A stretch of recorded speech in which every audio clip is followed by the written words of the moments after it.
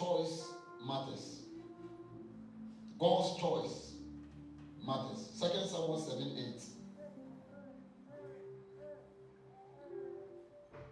Now then, tell my servant David, this is what the Lord Almighty says. I took you. You see, I, the Lord, took you. Not that you chose yourself or you took yourself. I, the Lord, took you from the pasture and from following the flock to be ruler over my people, Israel. 1 Samuel 16:1-13.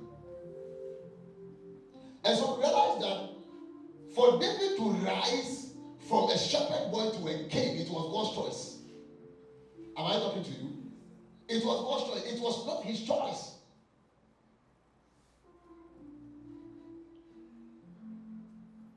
The Lord said to Samuel, how long will you mourn for Saul, since I have rejected him as king over Israel? Fill your horn with oil and be on your way. I am sending you to Jesse of Bethlehem. I have chosen, you see, can you highlight the word? I have chosen one of his sons to be king. You must recognize that our significance in this life starts with God's sovereign choice and calling. And you are more than, I want to be this, I want to be God, I want to be that. It is God that chooses. You don't choose yourself. Respect God's sovereignty and you have peace. That's what says that do not lean on your own understanding. In all your ways, acknowledge him. Because he's the one who must choose you.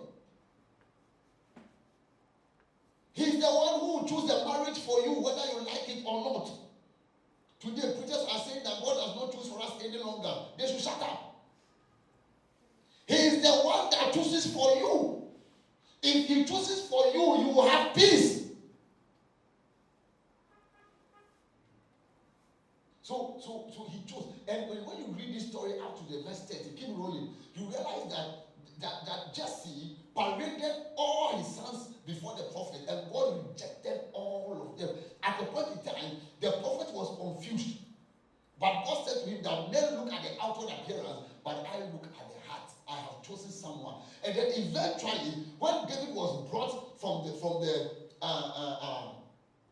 taking care of the sheep, God said to the prophet that he's the one anointing.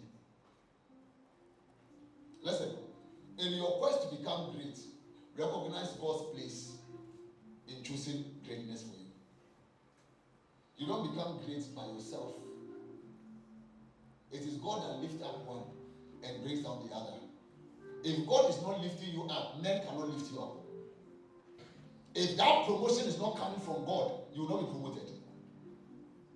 If that elevation is not coming from God, you will not be elevated. It is God that chooses, it is God that promotes, it is God that elevates. I pray for you this morning that God will choose you. May God choose you. And so